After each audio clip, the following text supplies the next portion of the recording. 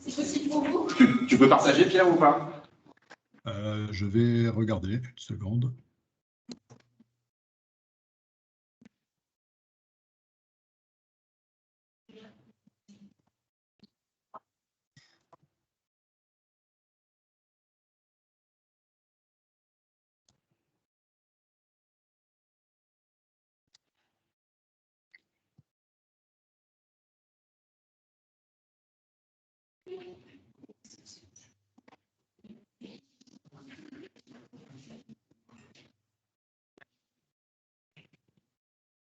C'est parfait, regarde. Non, c'est pas bon, c'est pas bon, c'est pas la bonne, désolé. Et je Ouais, n'arrive ouais. pas. Je n'arrive C'est pas la- à partager.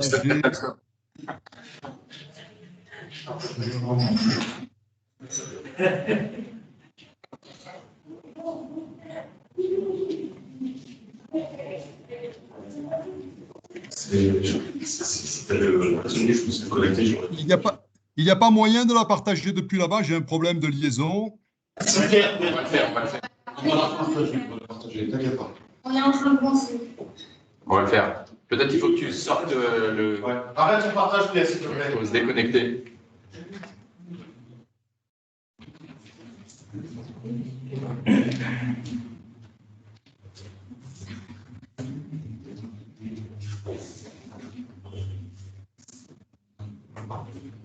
C'est parfait.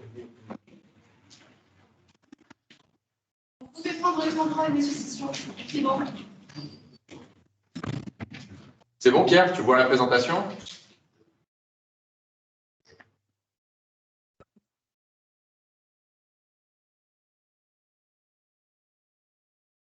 Regarde, Pierre.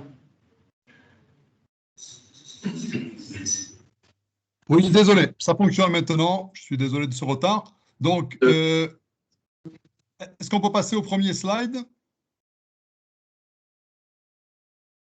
Oui, voilà. Alors, très rapidement, sur Alstom, on va prendre une vision un peu plus macro pour revenir ensuite aux besoins qui peuvent être les nôtres sur la zone Maroc, mais même un peu plus régionalement.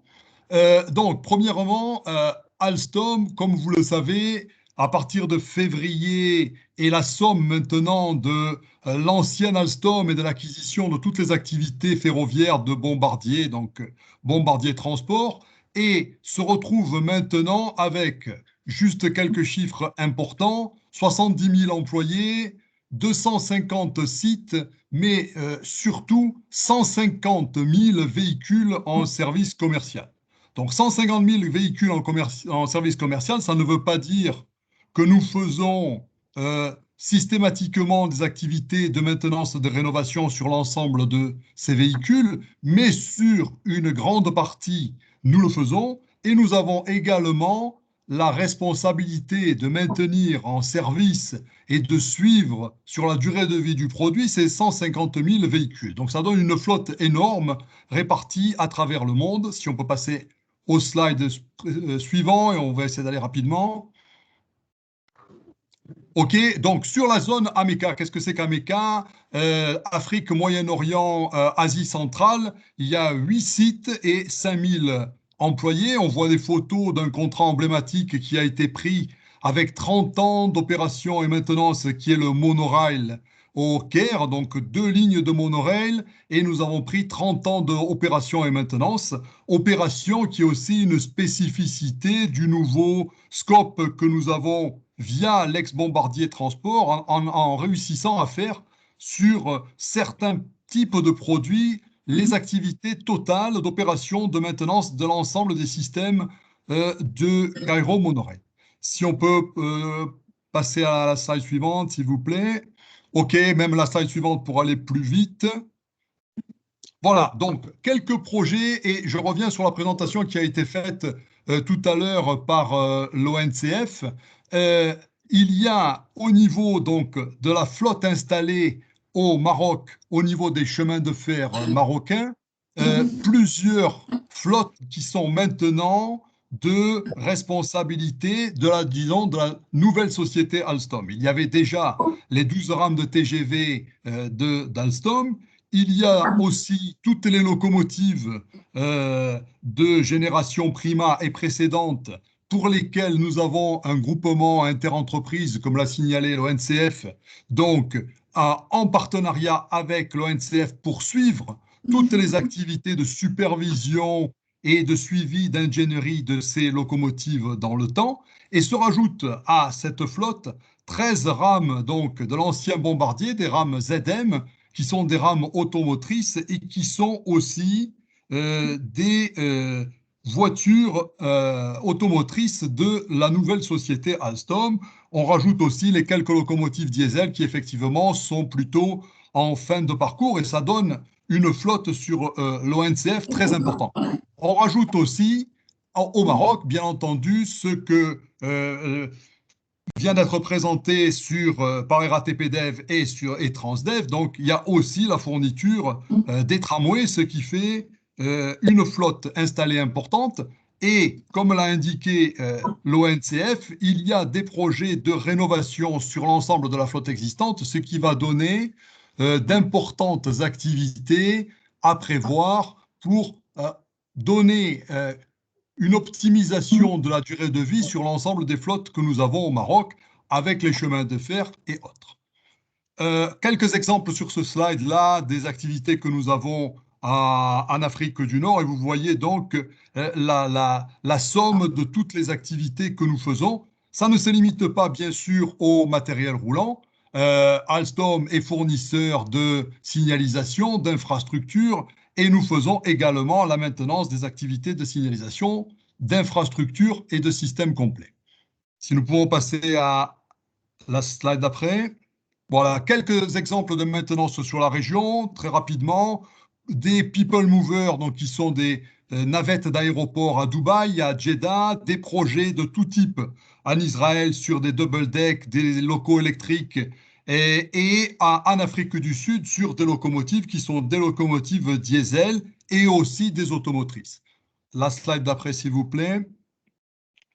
D'autres activités, juste pour vous donner une idée de tout ce qu'il y a, on peut passer à la slide successive. Voilà, alors aujourd'hui, sur les 70 000 personnes de Alstom Transport, il y a 15 000 personnes qui travaillent pour des activités de service et ça représente 3,4 milliards d'euros de revenus. Donc, c'est une activité qui est énorme et vraiment, la société a l'objectif de faire croître cette activité de service et de trouver via un support digital. La digitalisation, ça va être réellement ce qui va donner une nouvelle ère à la maintenance et à la rénovation de matériel roulant, mais pas seulement, puisque la digitalisation s'applique aussi aux infrastructures, au suivi de la voie, au suivi d'un certain nombre d'équipements. On peut passer à la slide d'après. OK, donc ça, c'est un petit peu un schéma sur lequel on voit toutes les étapes de la durée de vie d'un matériel roulant, dans ce cas précis, plutôt un matériel roulant, et on a donc de la partie étude jusqu'à la fin de durée de vie du matériel roulant, toutes les différentes étapes et toutes les activités modulaires qui peuvent avoir lieu durant cette durée de vie. Et la particularité d'Alstom en tant que leader sur la construction de matériel roulant, c'est d'être capable de suivre ces bases installées sur la totalité des activités en donnant des prestations qui peuvent être ou bien uniquement des activités de supervision, des activités de formation, des activités de support digital, ou bien des activités complètes. Et nous pouvons intervenir sur du matériel, bien entendu, pour lesquels nous n'avons pas à l'origine fait la maintenance, mais avec la connaissance que nous avons et le suivi que nous avons de tout le matériel Alstom en circulation dans le monde, nous sommes capables de reprendre à n'importe quel moment la suite et la garantie d'optimiser la durée de vie du matériel roulant. Un dernier slide, s'il vous plaît. Voilà, donc ça c'est un petit peu en deux mots et plutôt pour les questions, c'est un petit peu l'évolution de la partie service au niveau de la maintenance à venir. Donc il y a une partie très traditionnelle dans la maintenance qui est de faire les activités de maintenance corrective et de maintenance préventive et d'essayer d'utiliser un retour d'expérience de ce que l'on voit en termes de défauts ou de problèmes pour essayer de prévoir ce qu'il va se passer. Aujourd'hui, la maintenance s'est déplacée dans la deuxième partie qui s'appelle la maintenance, je dirais, prévisionnelle ou prédictive. Et cette maintenance-là, qui est un petit peu sur la base de sous-conditions, cette maintenance est maintenant l'objet de quelque chose de beaucoup plus généralisé, qui est de dire, on a des activités, des plans de maintenance, mais on essaie de optimiser cela en ne faisant des activités que lorsqu'elles sont nécessaires. Comment on fait à savoir lorsqu'elles sont nécessaires? Eh bien, c'est tout le savoir-faire des sociétés de placer des dispositifs pour émettre les bons algorithmes pour savoir lorsque ça doit se faire. Et enfin, la dernière partie, et sur laquelle il peut y avoir des échanges avec les sociétés, c'est maintenant, on en arrive à une condition de maintenance qui est encore beaucoup plus prédictive avec l'objectif de ne jamais pratiquement arrêter pour panne un matériel roulant. Cela vient d'une construction d'un certain nombre d'outils que nous appelons Health Hub au niveau de Alstom et qui est un outil qui permet de surveiller en permanence toutes les redondances qui doivent exister dans l'ensemble des systèmes et d'être certain que dès qu'un système redondant a perdu une de ses redondances, on arrive à faire rentrer le matériel roulant pour faire un certain nombre d'activités de préventives, on va dire, dans ce cas-là, et éviter les pannes. Donc ça, c'est la nouvelle génération de maintenance qui va s'appliquer aussi aux activités de rénovation, qui sont des activités de optimisation et de digitalisation que l'on peut installer, y compris sur du matériel roulant qui est déjà en service. Donc les flottes que nous avons au Maroc et qui n'auraient pas ces outils de digitalisation, eh bien, ils peuvent être installés ultérieurement dans la durée de vie du matériel roulant. Voilà un bref résumé de ce que Alstom fait sur la région, de la tendance de ce que nous souhaitons faire et pour les sociétés qui écoutent, de possibles collaborations sur un certain nombre de segments en fonction de l'expertise de ces sociétés. Merci beaucoup Pierre pour cet éclairage et on se rend compte à quel point cette acquisition de Bombardier rend Alstom très important et encore plus gros qu'avant, donc certainement beaucoup d'opportunités. On a Monsieur Bassim de la SKIF. Vous nous entendez? C'est donc le directeur de production de la société chérifienne du matériel industriel et ferroviaire, la SKIF. Bonjour Monsieur. tout le monde. Bonjour. C'est Rachid Makboul de la société chérifienne de matériel industriel et ferroviaire. Monsieur Bassim est avec moi, on est à deux. Donc, je tiens tout d'abord à remercier la Chambre de commerce et d'industrie du Maroc pour cette organisation. C'est un événement qui va nous permettre d'échanger et de voir les possibilités de collaboration entre les différents acteurs dans ce domaine ferroviaire. Donc, le cas de SKIF il est un peu spécial, parce que là, on est placé dans les donneurs d'ordre et en même temps, on est constructeur. Donc, on a besoin de donneurs d'ordre et on a besoin de partenaires pour nous accompagner dans la réalisation de nos projets. Ah, c'est bon. Moi, je peux faire la projection directe, si vous voulez. Comme vous voulez. Bon, on peut commencer comme ça. Enfin, allons-y comme ça. Oh, allez-y. Donc, j'active. Donc, vous avez désactivé.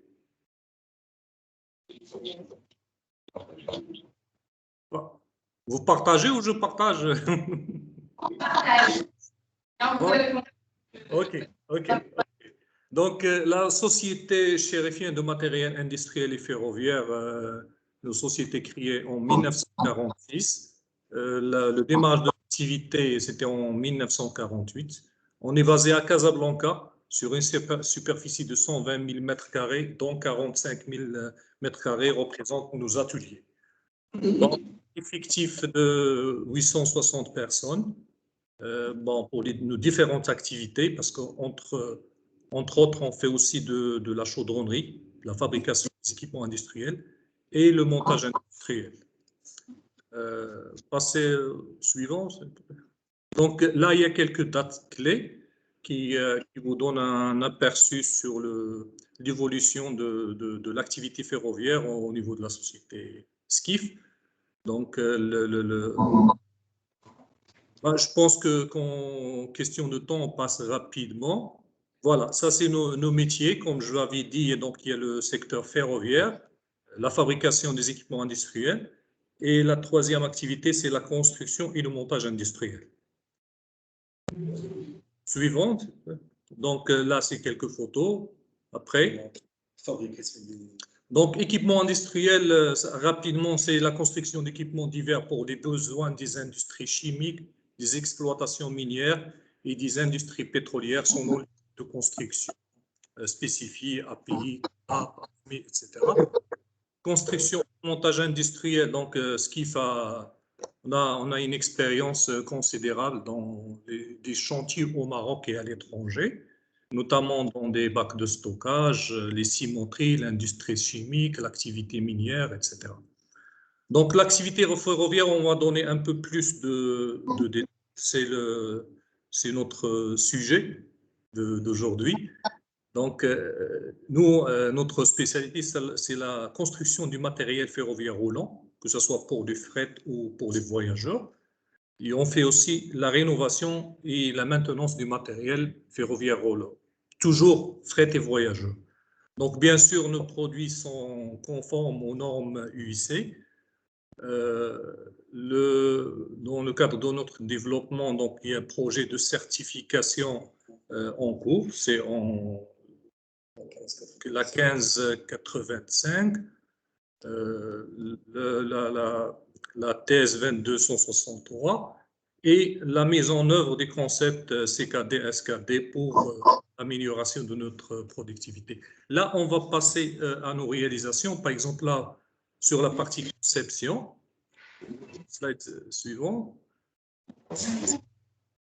Donc, ça, c'est des exemples des vérifications qu'on fait par la méthode des éléments finis, réalisés, que ce soit pour les wagons fret ou les voitures voyageurs type Corée. Oui.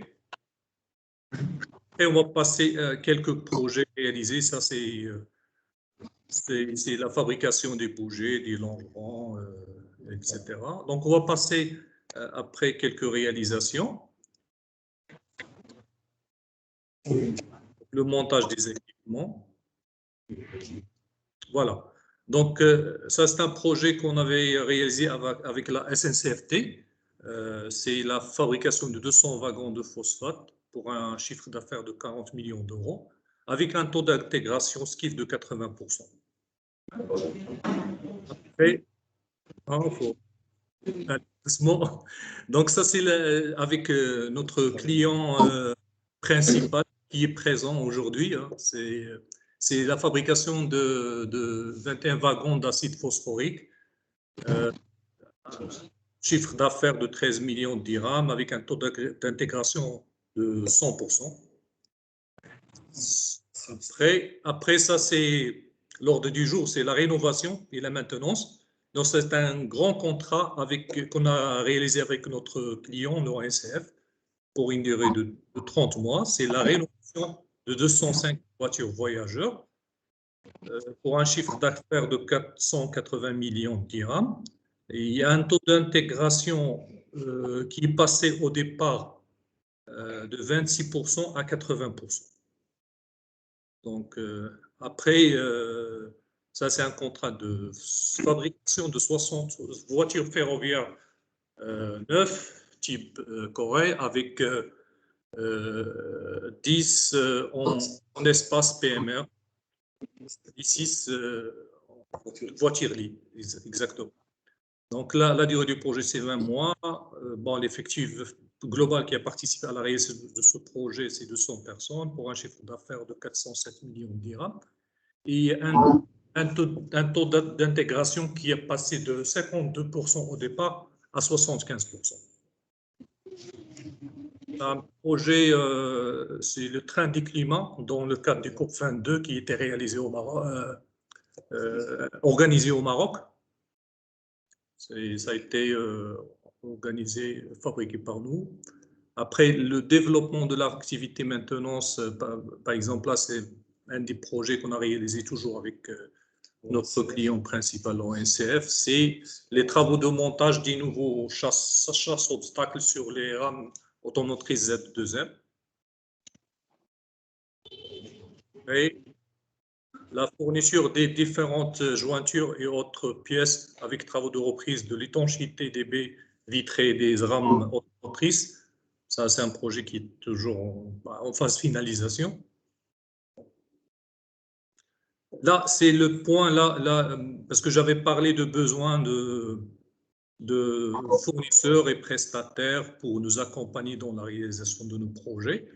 Donc, principalement, il y a les sièges, les stores, les articles en polyester, les masques de baie par exemple, les profilés en aluminium, liquide d'aménagement intérieur, les pièces hygiéniques, pièces moulées, que ce soit en acier ou en aluminium, la peinture, les pièces électriques, les systèmes de freinage, la climatisation, vitres, jointures, pardon, revêtement de sol et éléments de traction. Donc, bon, ça c'est notre politique qualité-sécurité et notre certificat ISO 9001 version 2015. Et on avait parlé de la certification en cours qui est l'ISO 45001 version 2018. Ah, c'était tout. Très bien, Monsieur Makboul, merci beaucoup pour cette présentation qui était très riche. Monsieur Philippe Rateau, malheureusement, est obligé de nous quitter. Donc, je vais prendre la suite pour continuer à et modérer cette visio. Je propose que l'on passe aux différentes questions qui étaient posées par rapport à cette première partie de visio avant d'attaquer la deuxième partie. Alors, il y avait d'abord une question pour l'ONCF. C'était savoir quel type de GMAO est en cours de déploiement. Une question des personnes. C'est une solution GMAO firmware mise en place sur un serveur domicilié à l'ONCF. Donc, elle a été réalisée avec un prestataire et spécialiste dans les solutions informatisées et asset management, qui est en phase de déploiement final. Donc, juste pour répondre, donc, la version GMAO utilisée par l'ONCF, c'est une solution type firmware, donc domiciliée à l'ONCF, mais avec un prestataire spécialisé dans les solutions informatiques de gestion des parcs et gestion de l'asset management. Merci. Très bien. Merci beaucoup. Si je peux apporter une précision, c'est que, comme je l'ai exposé tout à l'heure, c'est que il y a un ensemble au niveau de notre solution GMA.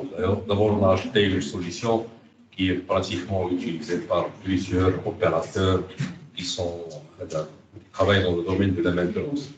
Et les différents modules permettent de faire de cet outil le seul outil, l'unique outil de pilotage et de la gestion de la maintenance et du suivi du matériel.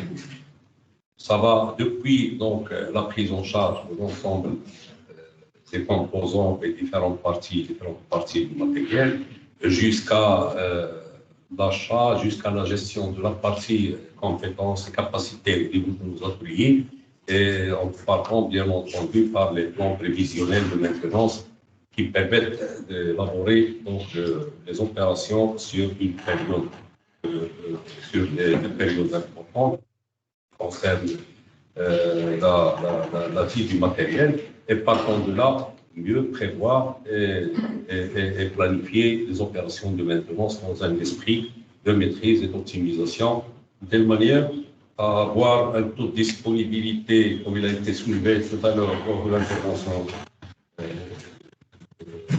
responsable d'Alstom, c'est qu'aujourd'hui, la tendance, c'est vers avoir un matériel qui est disponible à 100%. Et ça, donc, en introduisant cette nouvelle notion de maintenance qui est prédictive et qui doit normalement permettre de prendre en charge les prix avant leur survenue. Et partant de là, mieux agir et mettre en position matérielle, sans parler taux de la fiabilité qui doit normalement permettre de maîtriser et avoir une tendance vers zéro incident pour tout ce qui est matériel en exploitation. Très bien, merci beaucoup pour cette réponse. Alors, c'est un débat qui va être assez riche parce qu'il y a pas mal de questions, il y a plus de 14 questions déjà. Et une autre question pour l'ONCF, on va attaquer les questions par ordre d'intervenants. C'était sur les différents projets de réhabilitation des rames automotrices, sur la partie aménagement intérieur. Est-ce que l'éclairage est-elle concerné? Oui, d'une manière générale, parce que ça ne concerne pas uniquement les rames automotrices dans la vie du matériel aujourd'hui. On parle d'une exploitation pour une durée moyenne de 40 ans, mais à condition de faire un ensemble d'opérations. Parmi les opérations importantes dans la vie du matériel, c'est les opérations de rénovation. Et rénovation, il concerne l'ensemble des parties, et bien entendu en prenant aussi dans la logique d'exploiter au maximum le matériel, le problème d'obsolescence, sans se priver des nouvelles technologies qui permettent de mieux surveiller et suivre le matériel et principalement mettre à disposition un nouveau environnement dans lequel nos clients finaux, c'est les voyageurs, qui voyagent dans des conditions les plus optimisées du point de vue confort. Et ça concerne toutes les parties, y compris la partie éclairage. Très bien. Concernant ces rénovations, sont-elles gérées directement par l'ONCF ou sont-elles gérées par les équipementiers pour la partie aménagement intérieur? Alors, nous, d'ailleurs, il a été donc soulevé, il y a une grande opération que nous sommes sur le point d'achever. C'est la rénovation de presque 400 voitures qui a été effectuée. Au démarrage, on avait commencé par une rénovation qui a été faite au niveau de nos ateliers. Bien entendu, tout ce qui est fourniture d'équipement, elle est fait dans le cadre de marché qui est conclu avec les différents fournisseurs. Et par la suite, pour la grande partie, ça a été réalisé dans le cadre d'un partenariat avec la SKIF et qui a permis de réaliser pratiquement, aujourd'hui, il y a 300 voitures qui sont réalisées au niveau de la SKIF. Et la SKIF, bien entendu, est conclue avec un ensemble de fournisseurs en termes de fourniture d'équipements et des matières et des pièces nécessaires à cette rénovation. Ce qui est important dans la rénovation, c'est qu'aujourd'hui, par rapport aux clients, lorsqu'on rénove, c'est pratiquement du matériel neuf vu par le client final. C'est qu'aujourd'hui, on ne constate pas que c'est un matériel qui est rénové. C'est pratiquement pour nos clients, c'est du matériel neuf qui offre un nouveau environnement de meilleures conditions offertes aujourd'hui. Très bien. Alors, quelques autres questions pour vous encore. Au niveau de la rénovation du matériel, quelle est la démarche, quel est le processus de qualification des fournisseurs et quelles sont les différentes normes utilisées pour les rénovations? Et une autre question, c'est peut-on avoir le programme prévisionnel des rénovations? D'une manière générale, donc tout ce qui est, nous sommes un établissement public, comme j'ai dit, donc à caractère industriel et commercial, et nous sommes soumis à un ensemble de règles en termes de procédures administratives. Donc, généralement, donc ça se passe à travers donc un cahier de charge qui fait l'objet d'un appel d'offres. Le cadre de partenariat, selon les conditions qui sont prédéfinies, ça peut être des opérations qui sont faites de gré à gré. L'appel d'offres, en général, il est publié sur notre site et aussi le site du ministère qui publie l'ensemble des appels d'offres pour l'établissement public. Et là, généralement, la participation est ouverte à tous les partenaires qui peuvent participer à condition de répondre aux exigences administratives, techniques et bien entendu commerciales pour fixer au niveau du cahier de charge. La partie qui concerne la conformité, je l'ai cité tout à l'heure, nous sommes inscrits dans une logique de prendre en considération tout ce qui est norme à l'international et tout ce qui est exigence et tout ce qui est standard au niveau des opérations que nous réalisons et que nous demandons à nos différents partenaires bien sûr de se conformer à ces exigences, que ce soit pour les aspects techniques ou les aspects environnementaux. Très bien. Alors, deux autres questions, encore pour vous. Au niveau des technicentres, l'ingénierie est-elle déjà en cours chez vous? Et ensuite, comment procéder pour proposer des solutions d'automatisation et de digitalisation pour optimiser les coûts? Il y a deux aspects, donc ça me permet un petit peu d'ouvrir une petite parenthèse par rapport au développement de ce qui est ingénierie chez nous. Aujourd'hui, nous sommes lancés dans une démarche de développer davantage et de créer une plateforme d'ingénierie qui permet une maîtrise parfaite de l'ensemble des parties qui concernent le matériel roulant. Lorsque je parle du matériel roulant, ça concerne aussi les installations de maintenance et les ateliers de maintenance.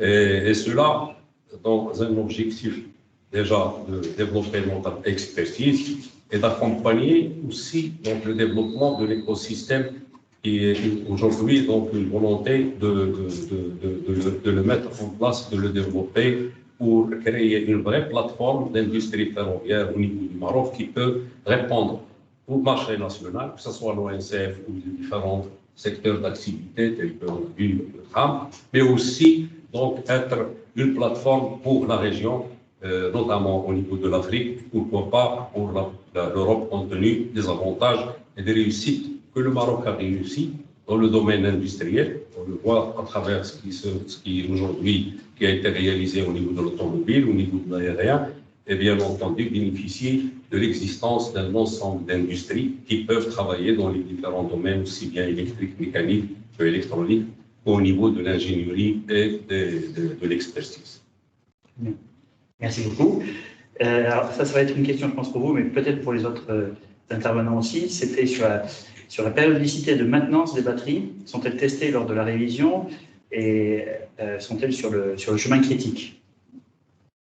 D'une manière générale, la maintenance, comme il y a aujourd'hui une volonté de pratiquement de prolonger, si je peux le dire, prolonger la durée de vie du matériel. Et lorsqu'on dit prolonger la durée de vie matérielle, le matériel roulant, c'est particulièrement le matériel qui est destiné à vivre quand même des années importantes. Mais pour cela, il faut aussi respecter un ensemble de règles et des opérations de maintenance qui y sont liées. L'introduction de la digitalisation permet une surveillance et un état des lieux. Comme je l'ai exposé tout à l'heure, on va être dans la logique que le train communique son. Et lorsqu'on dit train communique son état de santé, c'est toutes les parties qui composent le train. Donc, aussi bien les organes que la structure, que toutes les parties. Et là, donc, un suivi et un diagnostic permet de surveiller ce matériel et de prédire des interventions pour prolonger le maximum l'exploitation de ce matériel et surtout répondre présent par rapport aux éventuelles pannes qui peuvent surgir et qui concernent l'ensemble des institutions. Nos opérations de maintenance que nous réalisons, parce que nous, on fait aussi de la maintenance industrielle et on fait de la maintenance de proximité, et nous la faisons dans le cadre des activités propres à l'ONCF, et on l'a fait aussi dans le cadre de partenariats avec différentes polices. Très bien. Si on pose cette même question pour M. Samb, vous répondez à la RATP-DEV. Alors pour RATP-DEV Casablanca, l'avantage qu'on a sur la ligne, on n'a pas de problème de batterie actuellement parce qu'aujourd'hui sur la flotte T1, En fait, il y avait un point de garantie avec Alstom, donc ils nous ont neuves il n'y a pas très longtemps, il y a à peu près 2-3 ans, des batteries Saft qui sont complètement neuves, donc on n'a vraiment pas de problème technique sur ce sujet. Ensuite, par rapport aux activités de maintenance, en fait, on a évidemment des pas de vérification sur les batteries, que ce soit au niveau des connexions, au niveau de fuite de batterie, de remplissage de batterie, mais en gros, c'est plutôt maîtrisé sur cet aspect-là, donc on n'a pas aujourd'hui un besoin, enfin, en termes de, je parle pour RATP Dev Casablanca, on n'a pas un besoin sur de l'outillage batterie ou des points techniques sur les batteries. On est plutôt à l'aise. Et le remplacement des batteries, ça se fait tous les 180 mois, donc c'est dans 15 ans, donc on n'a pas de sujet pour le moment. Peut-être dans 15 ans, mais pas maintenant. Très bien. Donc, en tout cas, M. Abdelmouen, merci beaucoup pour toute la partie ONCF et toutes les précisions et toutes les réponses aux questions. Je pense qu'après, il y aura d'autres questions et lors des mises en relation en direct avec les différentes entreprises qui ont participé. Et nous sommes à disposition pour développer davantage les relations. C'est super, c'est super. Maintenant, je vais avoir quelques questions pour RATP Dev et puis pour Transdev également. Au niveau des... Alors, un certain nombre de demandes pour être mises en relation avec le groupe projet par rapport à la rénovation intérieure, qui a été fait par la société CI Group en particulier. Également, une autre société qui demande à être mise en contact par rapport au contrat cadre peinture et composite, qui serait intéressée. Et également, des sociétés qui demandent quelle est la démarche pour être qualifié fournisseur à RATP Dev, et si vous avez également des problématiques liées à l'éclairage intérieur. Je pense qu'il y a une société qui pose cette même question à l'ensemble des intervenants qui sont présents aujourd'hui par rapport aux problématiques d'éclairage intérieur. Et au niveau de l'équipement intérieur, d'aménagement intérieur, avec quelle société avez-vous l'habitude de travailler au niveau de RATP Dev? Ok. Donc, donc déjà, le processus de qualification des fournisseurs au niveau de RATP Dev Casablanca, avec notre client qui est Casa Transport, chaque demande d'achat ou chaque demande d'achat avec un cahier des charges spécifique doit être envoyé au minimum à 3 fournisseurs. Donc déjà, en fait, on a notre service achat a un panel de fournisseurs existants, mais tout le monde peut s'insérer à ce panel fournisseur. Il y a vraiment une libre concurrence, il n'y a aucun problème sur ce sujet. Donc, pour avoir la prise de contact, s'il y a des entreprises qui sont intéressées, elles peuvent déjà venir vers moi au niveau de la direction maintenance pour que déjà on établisse un lien technique et déjà voir si techniquement, en fait, l'entreprise répond à nos futurs besoins. Et ensuite, une fois qu'on a établi ce contact technique et qu'on voit que ça fonctionne correctement, ensuite, c'est évidemment, l'entreprise sera informé, enfin le service achat sera informé pour ce sujet. Aujourd'hui, sur tout ce qui est rénovation intérieure, on va dire traitement peinture intérieure, les entreprises qui traitent avec nous s'appellent Somap et Gorgos. Ce sont des entreprises locales dans le bassin de Casablanca, bassin industriel de Casablanca. Sur les problématiques d'éclairage, aujourd'hui, on n'a pas de problématique d'éclairage. On utilise, c'est plutôt c'est de l'éclairage standard type Citalis 302. On n'est pas en train de révolutionner l'éclairage. Aujourd'hui, on fait simplement du remplacement à chaque fois que l'éclairage est en panne, mais ce n'est pas quelque chose de grave. Par contre, en termes de rénovation, sur le PAN 900 000, il y a un intérêt à remplacer les éclairages avec du type LED ou à remettre quelque chose d'un peu plus commercial, un peu plus moderne, plutôt innovant. Donc ça, c'est vrai que tout ce qui est chantier de rénovation grand levage à 900 000 km, les aspects sièges, les aspects éclairage et panneaux intérieurs peuvent être revus. Voilà. Je ne sais pas si j'ai bien répondu. Oui, c'est très bien, c'est très bien. Après, j'avais une question encore pour RATP Dev et Transdev. C'était au niveau de votre qualification fournisseur. Est-ce que vous avez des prérequis d'exigence de chiffre d'affaires pour accepter les différents fournisseurs? C'est une bonne question. Alors, on vient d'être certifié ISO 9001, ISO 14001 et ISO 45001. Donc déjà, sur tout ce qui est aspect procédure, permis de travail, comment dirais-je, sécurité au travail par rapport à l'entreprise sous-traitante qui va venir travailler chez nous, il y a tout un nombre d'exigences à respecter et aussi tout ce qui est traitement un peu des déchets ou quand on va remplacer des pièces. Donc il y a tout ça qui est en place. En termes de chiffre d'affaires, il y a aussi une limite minimum à respecter. Je ne l'ai pas en tête, mais je vais me renseigner avec la direction financière. Mais effectivement, on ne pourra pas prendre une toute petite PME pour des marchés importants. Après, si c'est juste la fabrication de quelques pièces ou du remplacement de quelques pièces, c'est possible. Mais après, à partir du moment où on va commencer à rentrer dans des chantiers, il y a des exigences financières à remplir. Effectivement. Je n'ai pas le chiffre en tête, mais je vais me renseigner. Voilà. En ce qui concerne Transdev, c'est plutôt, on est certifié RSE, donc toute entreprise qui répond bien aux exigences RSE, aux exigences sociétales d'entreprise, c'est ça la porte principale. Après, question de chiffre d'affaires, ça ne se pose pas. Il faut toujours avoir des références, bien sûr, à répondre à un cahier de charge. Et après, bien sûr, il y a un rapport qualité-prix entre dossier technique et dossier financier. Ça passe toujours par des consultations. C'est du gré à gré. Il n'y a pas d'appel d'offres. Voilà, donc c'est tout simplement ça. C'est surtout la partie où on se focalise, surtout, c'est la partie respect des normes RSE en vigueur. Très bien. Alors, ensuite, trois questions pour la SKIF, pour M. Makboul, et on va passer à la deuxième partie du webinaire qui sera sur la partie maintenance de l'infrastructure ferroviaire. Donc, les questions pour M. Makboul, c'est lié à l'aménagement intérieur, toujours la même question. Avez-vous des besoins sur la partie aménagement intérieur par rapport à l'éclairage? Sur la partie, une société est intéressée pour travailler avec vous si vous avez des besoins sur les sujets matelas, sur textile et housse, pour l'environnement passager, et également si vous avez des besoins pour l'outillage de test sur la partie bande d'essai, test de câblage, coffret harnais et en digitalisation des opérations. Alors,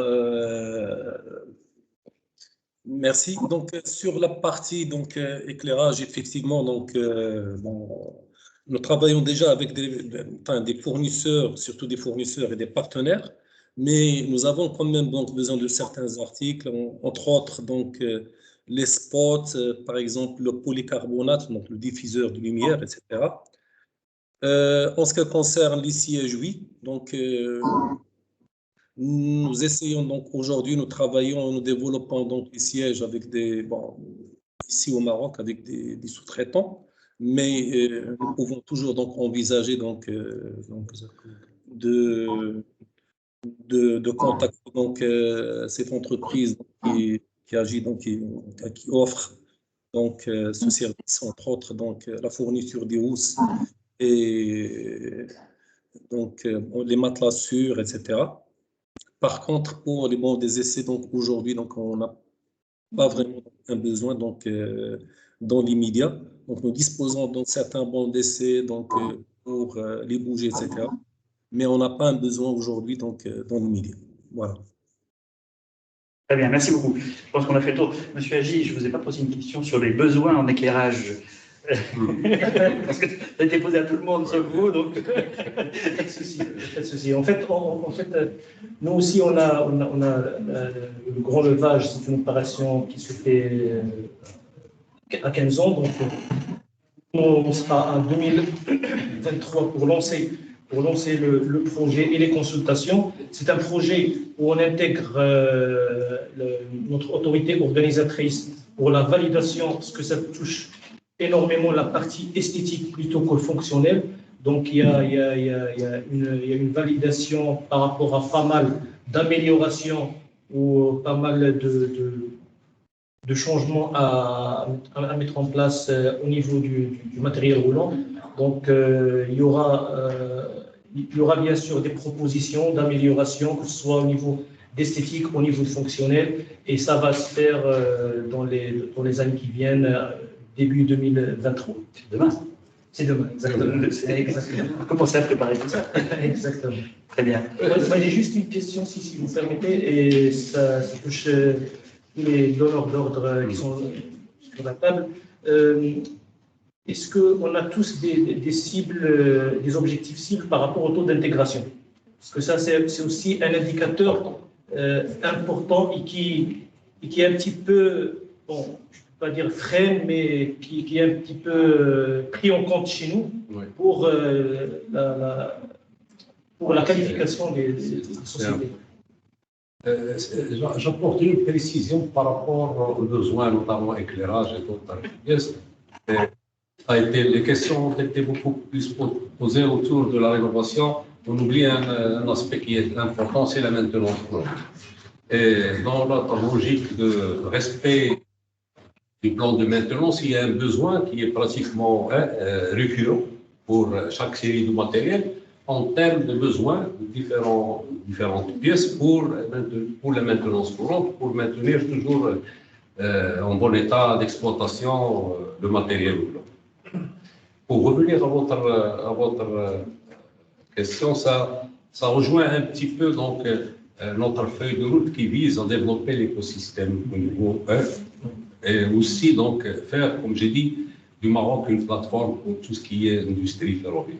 Pourquoi pas donc atteindre des taux aujourd'hui d'intégration qui nous ciblons atteindre les taux de 60 à 65%.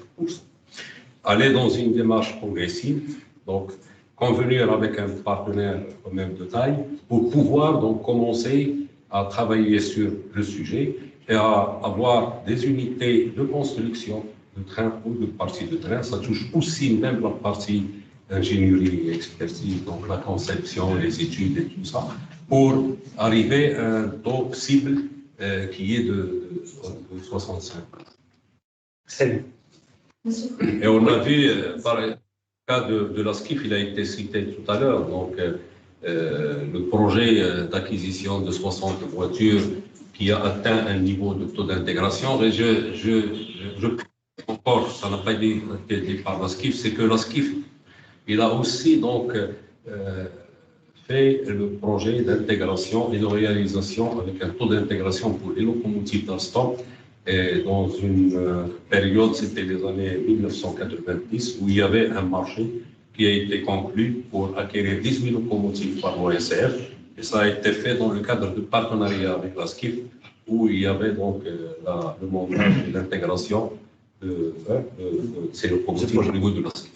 Donc la SKIF, il a le domaine des voitures, il a le domaine aussi des wagons. Il y a l'ensemble de wagons.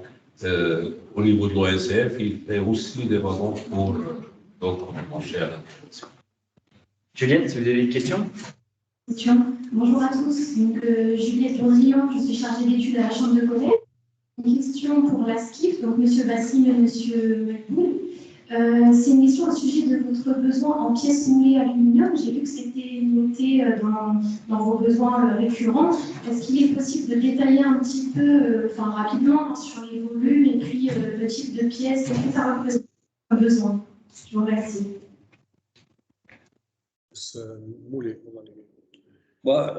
Pour les pièces moulées, donc c'est surtout donc des pièces.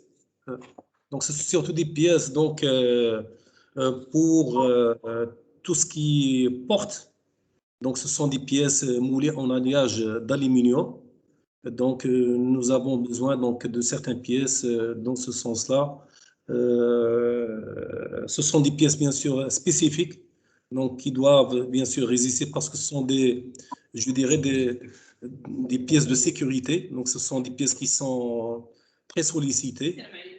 Donc, si on peut avoir, donc, bon, aujourd'hui, on fait faire, ici au Maroc, on essaie de développer avec des fournisseurs marocains, que ce soit en termes d'usinage ou en termes, donc, je dirais, de moulage.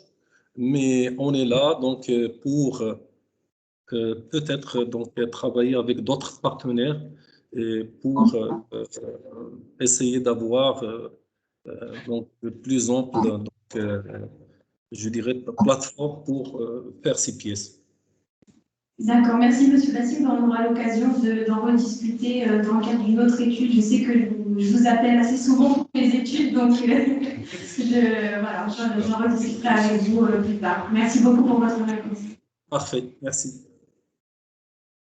Si vous permettez, j'apporterai une information complémentaire, puisque tout à l'heure on a parlé de la maintenance.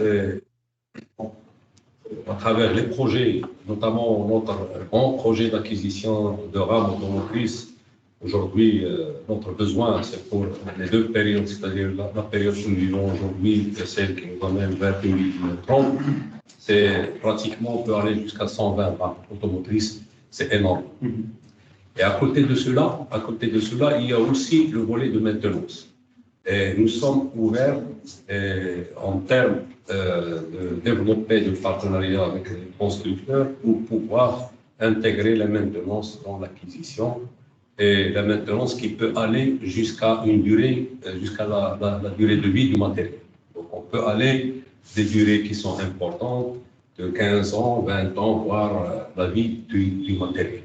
Et tout cela dans le cadre d'une entité commune, comme je dis, c'est-à-dire où la maintenance sera faite et ça permettra aussi d'apporter donc une solution peut-être dans la réflexion de l'examen de notre projet pour intégrer ce volet qui est la prestation de services maintenance intégrée dans le projet de construction d'une usine de fabrication au Maroc et qui peut réaliser aussi la maintenance, notamment pour tout ce qui est maintenance industrielle. Très bien. Donc c'est important. Alors, 3 autres questions et après je pense qu'on va passer à la vision suivante pour les autres intervenants. Le cluster marocain ferroviaire est-il toujours actif et est-ce que c'est la SKIF qui pilote ce cluster? Ça, c'est la première question. Deuxième question, au niveau de l'ONCF, les programmes de rénovation de matériel moteur, diesel, électrique sont-ils prévus pour être externalisés, même s'ils sont localisés au Maroc? Pour les différents intervenants, puisqu'Alstom a répondu à cette question, est-ce que les différents intervenants sont intéressés par les sujets IoT, Health Monitoring? Alors, sur la partie IoT et Health Monitoring, tout le monde est intéressé. Si on parle de tout ce qui est maintenance prédictive et pour limiter et augmenter la fiabilité des trains, évidemment, on est intéressé à RATP Dev Casablanca. Aujourd'hui, on n'est pas encore dans cette, je le dis honnêtement, à la maintenance, on n'est pas encore dans cette démarche-là. On est déjà dans la démarche d'assurer le service le plus optimum possible pour le client et pour les voyageurs. Ensuite, c'est vrai qu'il y a une phase, puisque le matériel est neuf encore, donc on a encore un petit peu de marge. Mais après, c'est vrai qu'il va falloir travailler sur ce sujet. Alors, ce ne sera pas ma direction, ce sera la direction transformation et innovation qui gère ça au sein de RATP Dev Casablanca. Mais effectivement, il y a toute une réflexion derrière sur quels sont les futurs outils à mettre pour moderniser la maintenance, pour faire du pronostic, pour augmenter la fiabilité, pour rentrer les trains au bon moment à l'atelier. C'est tout ça, et pousser les pas de maintenance et optimiser les coûts. Donc il y a cette démarche-là, je ne la gère pas, mais on a un intérêt à RATP Dev Casablanca de s'inscrire dans cette démarche. Très bien, au niveau Transdev. Au niveau Transdev, on a eu effectivement, on a consulté lors de notre réponse à l'appel d'offres pas mal de sociétés qui répondent à ce type de besoins. En revanche, le souci qu'on a eu, c'est qu'on n'arrive pas vraiment à avoir le retour sur investissement. Pour ce type de système, on n'arrive pas à se projeter par rapport au retour d'investissement et au rapport qualité-prix. Du coup, actuellement, on n'a pas opté pour un système prédictif ou un système IoT, mais comme disait M. Julien, le but dans l'avenir, c'est de projeter et de suivre ces améliorations, de suivre bien sûr la digitalisation et se questionner sur est-ce qu'on peut arriver à faire un système IoT. Et donc au niveau de la partie rénovation moteur diesel électrique, Pas comme tout le matériel. Donc, comme j'ai dit tout à l'heure, la durée de vie du matériel nécessite un ensemble d'opérations. Ça va donc des opérations de maintenance courante jusqu'à des opérations de maintenance qui sont industrielles, 4 ou 5 pour les gens qui connaissent les niveaux. Et ça va aussi pour les opérations de grande envergure telles que les rénovations. Lorsqu'on parle de rénovation, ça concerne le matériel lui-même et ça concerne aussi des parties de matériel dans les groupes, par exemple, les diesel. Et pour les locomotives diesel, tout à l'heure, nous avons un parc de locomotives diesel de félanine, dont une partie est construite en 1977. C'est bien ça. Donc, ça nécessite des opérations de modernisation et de réhabilitation des différentes parties, principalement des groupes moteurs.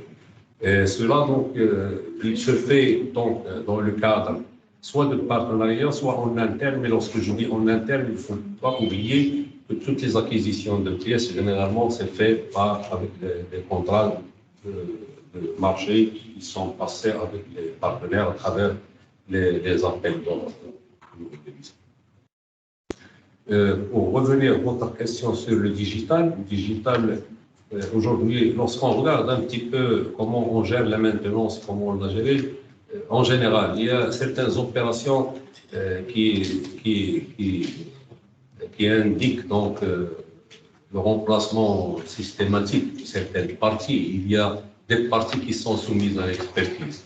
Maintenant, au lieu d'attendre cette expertise et bien sûr se rendre compte qu'il faut remplacer cette pièce, l'introduction digitale permettra de planifier cette opération et ne pas attendre à réaliser cette expertise parce que vous aurez l'état des lieux et le diagnostic en permanent. C'est des organes et des trains qui vont être connectés et permettre de communiquer leur état de santé, comme je dis, et planifier les opérations pour ne pas attendre le remplacement obligé après un incident, par exemple.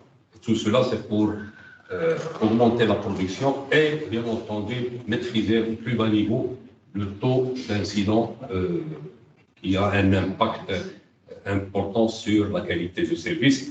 Parfois, on mesure l'impact mais on oublie un petit peu l'effet induit, surtout lorsqu'on est dans une situation où on peut améliorer le service. Le cas pour l'OSF, lorsqu'on a mis en service le train à grande vitesse, c'était d'abord parce que c'est un projet important, mais aussi c'est pour un petit peu faire le catalyseur et permettre d'entraîner l'ensemble des services offerts au niveau des réseaux classiques et rehausser le niveau pour ne faire la différence qu'à travers le temps de parcours. On circule à 160 ou on circule à 320. On peut apprécier le temps de parcours, mais de point de vue environnement de voyage et qualité de service, que ce soit dans les gares ou à bord des trains, on ne sent pas la différence.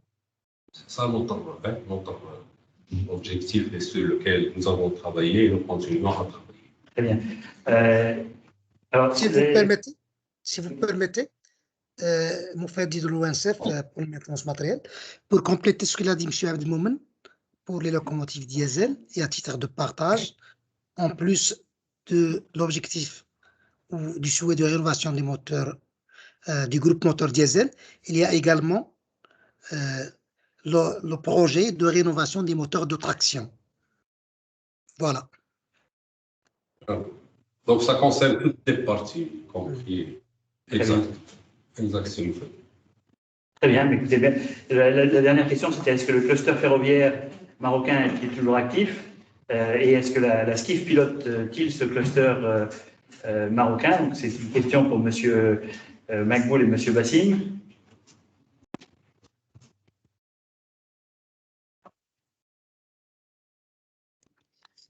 Oui, donc effectivement, donc on a mis en place un écosystème avec un ensemble de prestataires et de fournisseurs qui nous accompagnent dans la réalisation de nos projets. Mais il évolue en fonction du déroulement des projets. les projets qui sont lancés. Comme vous savez, il y a toujours des variations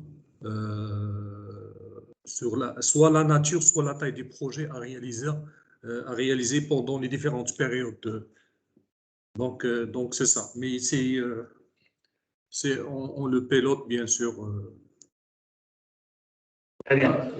Je pense, si je peux apporter une précision, c'est que effectivement, il y a cette notion qui a émané il y a quelques années, donc je pense en 2017-2018, c'est ma mémoire bonne, mais cette étape, c'est une étape très importante. Nous sommes fixés comme demandeurs de développer le système et l'écosystème industriel ferroviaire au niveau de Maroc, et de créer et de dynamiser toute l'industrie ferroviaire qui permettra de créer cette plateforme d'industrie ferroviaire marocaine. Donc, c'est une étape importante et je crois que les mois à venir, c'est quelque chose qui est très important pour nous. Ce n'est pas une feuille de route qui part vers le moyen terme. On est sur pratiquement la phase de concrétisation de ce que nous comptons faire et de voir un petit peu les premières réalisations se font dès l'année 2022 concernant notre projet de mettre en place un vrai écosystème industriel ferroviaire au niveau du Maroc. Super. Je pense qu'on a fait un très bon tour. Il y a eu un échange qui a été quand même très, très actif de la part de l'ensemble des intervenants. Je remercie l'ensemble des intervenants ici présents physiquement à cette visio et l'ensemble des intervenants qui ont été présents à distance pour cette première partie de cette visio qui était liée à la rénovation de la partie matériel roulant. On va attaquer maintenant la deuxième partie, qui va être la partie sur la maintenance de l'infrastructure ferroviaire, avec la présentation des projets de maintenance et des besoins des donneurs d'ordre. Donc, nous avons M. Roudy, qui est le directeur de maintenance de l'infrastructure de l'Office national des chemins de fer, de l'ONCF, M. Julien Sambre, qui va rester avec nous, et M. Amin Alhaji, qui va également rester avec nous de Transdev, pour nous présenter les différents besoins et les différents projets de maintenance concernant la partie infrastructure ferroviaire. Monsieur Jedmoun, merci beaucoup. Oui, merci beaucoup pour votre. C'est mon collègue de l'infra qui va. Tout à fait. Lui, tout à fait. moi, je roule. Lui, il est. Nous avons une série d'entrepreneurs à distance. Et donc, je vous remercie, M. Abdelmoumen. Je remercie M. Bassim et M. Makboul pour leur participation également, et M. Sission également pour sa participation et tous les échanges qui ont été riches. Et donc maintenant, passons à la deuxième partie. Je vous remercie beaucoup. Ça a été plus long que prévu, mais il y avait quand même on a beaucoup d'entreprises françaises qui sont très intéressées d'accompagner la dynamique de développement du Maroc et qui ont des solutions intéressantes, innovantes à proposer et qui peuvent éventuellement continuer à accompagner la dynamique du taux d'intégration marocain, puisqu'un certain nombre d'entre elles sont déjà installées au Maroc et j'ai cru voir qu'une d'entre elles est déjà installée dans un des parcs de la CFCI, même à Bouskoura. Donc, c'est des opportunités gagnant-gagnant de développer le taux d'intégration également au Maroc en termes de possibilités. Merci à vous. Et au nom de Skif, je tiens à remercier tout le monde, tous ceux qui ont participé et ceux qui ont organisé cet événement. Et bonne continuation. À très bientôt. Voilà, nous suivrons avec tous les programmes de rendez-vous entre les différents intervenants, donneurs d'ordre, fabricants et les différentes sociétés françaises qui sont sur cette mission, avec des programmes de rendez-vous en visio, mais également avec les visites qui se feront sur site en septembre, avec toutes ces personnes-là qui viendront la semaine du 20 septembre pour vous rencontrer et proposer de manière directe les différentes solutions d'accompagnement qu'elles proposent. Nous sommes à disposition. Très bien. Ok, au revoir. Au revoir. Merci beaucoup. Monsieur Roudy. Oui, je vous remercie. Bonjour à tous. Donc, je remercie la Chambre de cette invitation et je suis ravi d'être présent. Je salue également les responsables des sociétés en virtuel français qui, par le matériel, des solutions, des pièces de rechange et le matériel sont présents ici au Maroc. Donc, salut, merci. Donc, ma présentation concernant la maintenance et réhabilitation infrastructure et système. Donc, il y a deux chapitres. Donc, pour aller rapidement, Il y a le chapitre maintenance infrastructure également, et le deuxième chapitre concernant les systèmes, donc tout ce qui est télécom et signalisation. Donc, pour se situer par rapport à l'infrastructure, donc on a deux réseaux de lignes, la ligne conventionnelle et la ligne à grande vitesse. La ligne conventionnelle, donc la vitesse est 260 et l'ONCF pour cette partie-là, c'est 2100 km. Parmi les voies principales, donc il y a des voies qui sont doublées. L'électrification est à 70%, la vitesse est à 160, et la longueur des tunnels est de 32 tunnels, pour la longueur cumulée est de 26 km. Pour la partie énergie, en 53 sous-stations fixes avec une puissance de 300 mégas et 15 postes de section.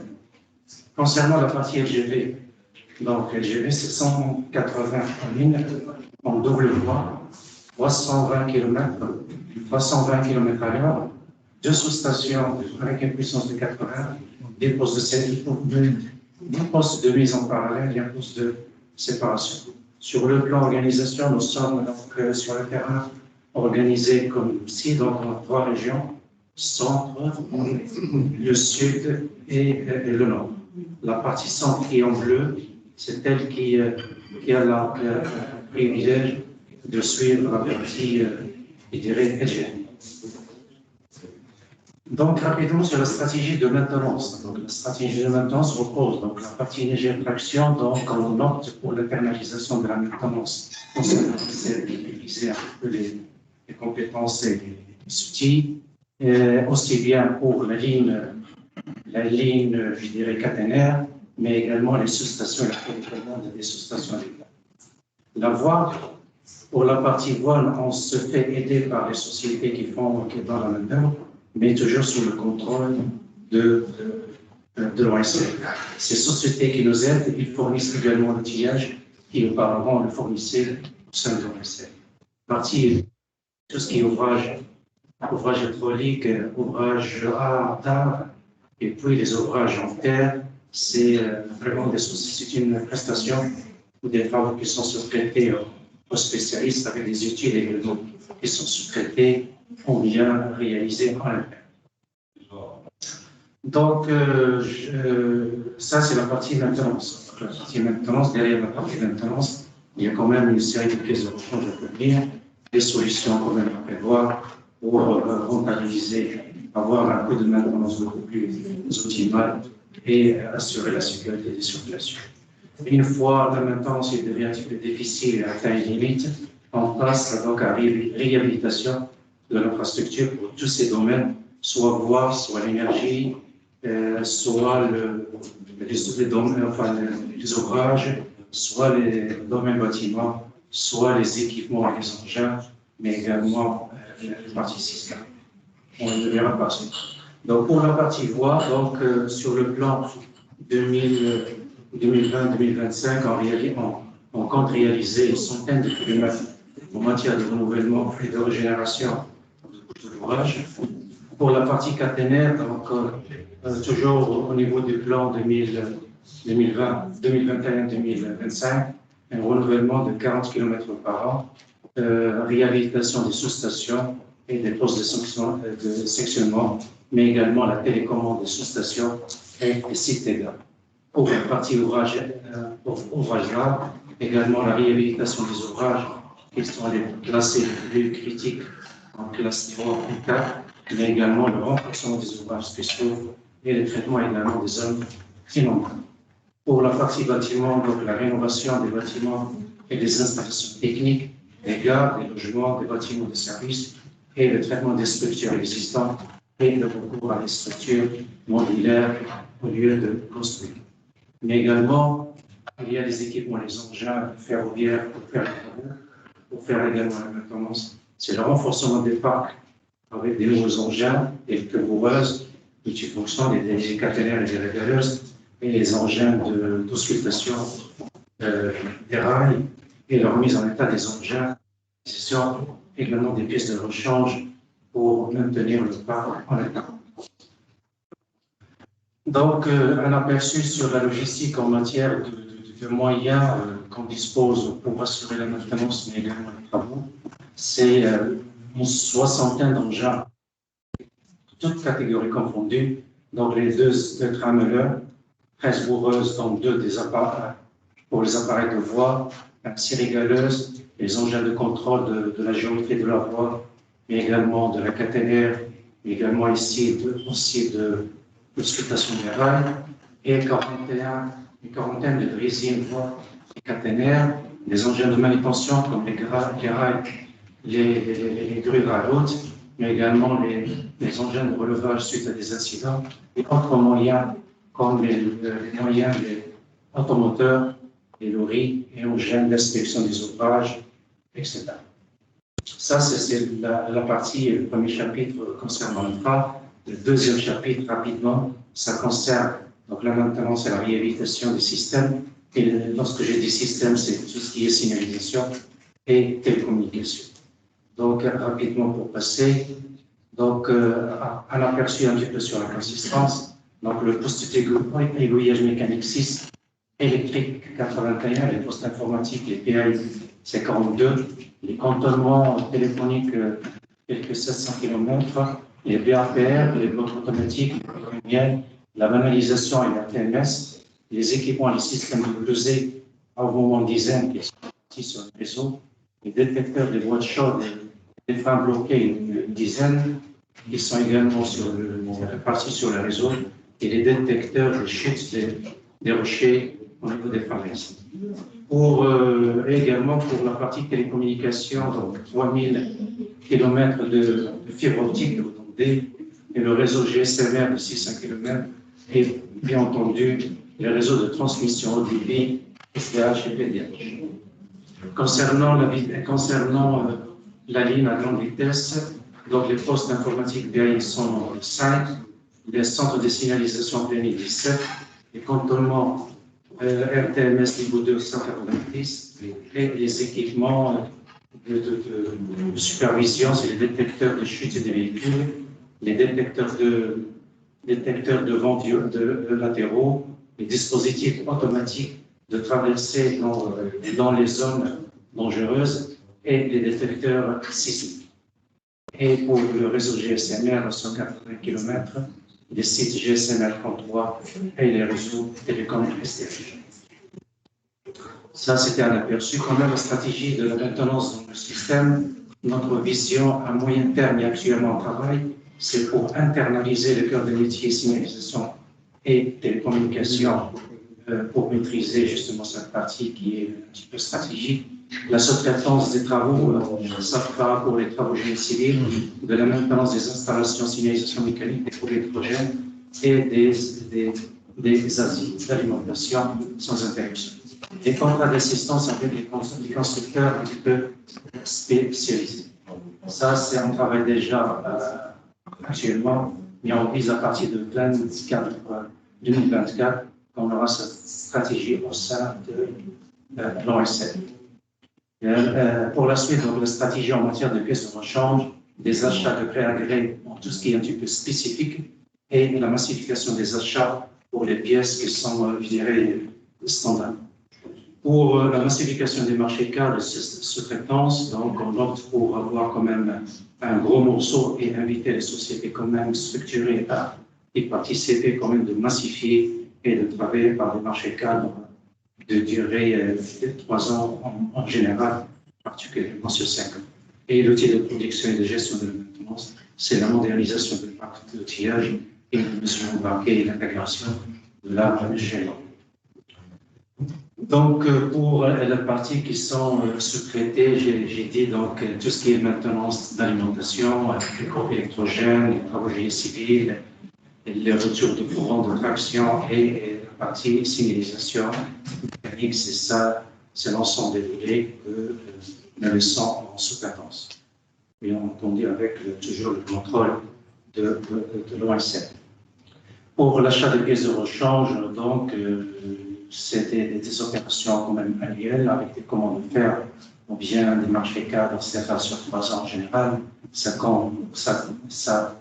concerne des capteurs des sueurs, matériel électrique divers, transformateurs et adresseurs, les verrouilleurs et les contrôleurs des appareils de voie, l'outillage de signalisation, les objets à la voie et les postes, les lampes, matériel de signalisation mécanique, matériel d'outils entretien, les plaques, etc. Donc, l'ensemble des besoins pour la maintenance et pour la réhabilitation.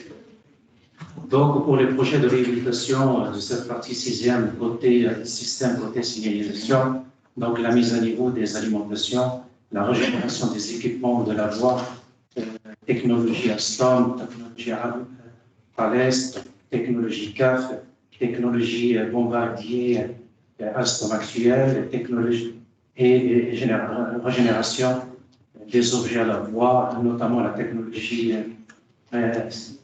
des annonces ferroviaires automatiques posées par ICF, la régénération d'objets à la voie, etc., et la mise à niveau en NS1, en dégâts, etc.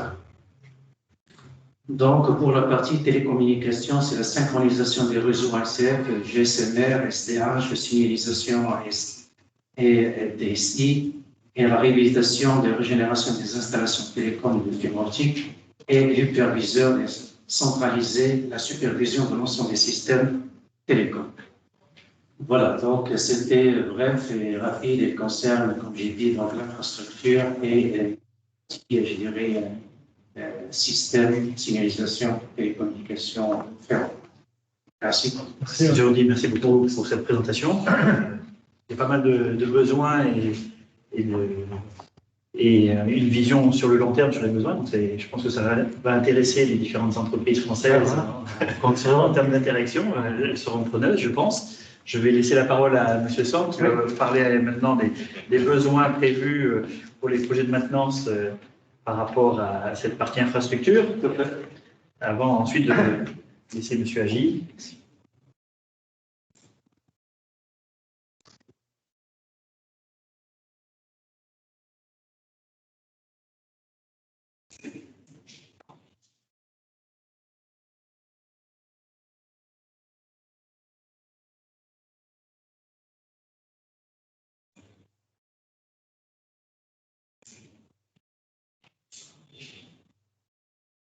Très bien, super. Donc, je vais continuer sur la partie infrastructure et système pour le tramway de Casablanca. Donc, juste pour rappel, rapidement, donc, sur les deux lignes de T1 et T2, donc, on a 22,5 km de lignes sur T1 avec 37 stations. Et sur la T2, on est à 22,3 km avec 33 stations. Donc aujourd'hui, on va dire que sur tout le réseau énergie, caténaire, en fait, on n'a pas de problème. En fait, l'installation, pareil, je le redis, c'est un réseau neuf. On n'est pas dans la même problématique qu'au NCF avec un réseau qui est beaucoup plus historique, beaucoup plus massif, beaucoup plus gros. Donc, on n'a pas les mêmes, on va dire, priorités en termes de maintenance et énergie et lac. Ce que j'ai noté tout à l'heure parmi les entreprises qui ont présenté les différentes possibilités, ce que j'ai noté, c'est qu'il y a des entreprises qui ont des outils de mesure. Il faut savoir qu'aujourd'hui, nous, RATP Casablanca, on est à la recherche et on va se mettre en marche pour trouver des outils qui nous permettent d'être plus efficaces sur le contrôle de la mesure de voie. Donc, par exemple, les chariots portatifs, c'est quelque chose qui nous intéresse, et aussi sur les mesures d'usure de lac. Aujourd'hui, on fait des vérifications à pied avec pas mal de... Ça sollicite beaucoup nos agents de maintenance. Et en fait, j'ai vu tout à l'heure qu'il y avait un outil qui permettait de mesurer digitalement avec une perche l'usure de la ligne aérienne de contact. C'est quelque chose qui est hyper intéressant pour nous. Donc voilà, c'est aussi... Enfin, il ne faut pas hésiter à nous contacter pour des sujets comme ça parce que c'est vraiment quelque chose qui peut nous apporter en efficacité et en détection de points d'usure. Il faut savoir, par exemple, je vous donne un exemple, sur la ligne T1 qui a à peu près 9 ans, aujourd'hui on a 4 points d'usure prononcés, voire 6, mais qu'on est en train de traiter en interne pour remplacer juste des petits morceaux de lac sur des portées de 40 mètres. Mais en gros, sinon on n'a pas d'usure prononcée sur la laque. Mais l'outil de mesure, c'est quelque chose qui est très intéressant pour nos équipes en termes de gain de temps et en termes surtout de qualité de contrôle. Voilà. Ensuite, on a un sujet. Donc aujourd'hui, alors on a des distributeurs de titres de transport, des DTT. Donc, ces DTT-là, à Casablanca, on a une particularité. Alors, ils ont été fournis par le fournisseur, le fabricant Conduance, qui est le fabricant français. Et on a un petit sujet, c'est plutôt un gros sujet, c'est que nos voyageurs, au lancement de la ligne, en fait, il y avait des problèmes sur la reconnaissance des pièces. Là, je vais vous mettre les pièces, je ne sais pas si à Rabat, ils ont le même souci.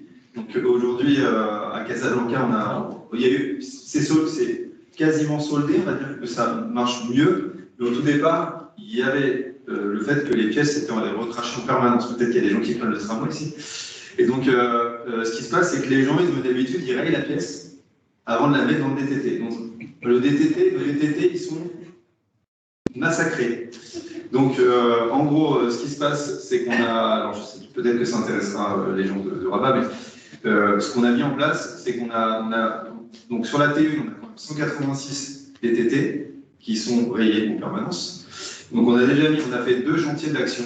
C'est qu'on a déjà mis une plaque métallique. Donc, comme ça, si les gens ils peuvent rayer sur la plaque métallique. Ça porte ses fruits. Ça porte ses fruits, mais déjà, ils peuvent rayer sur la partie métallique et ça évite de dégrader la peinture.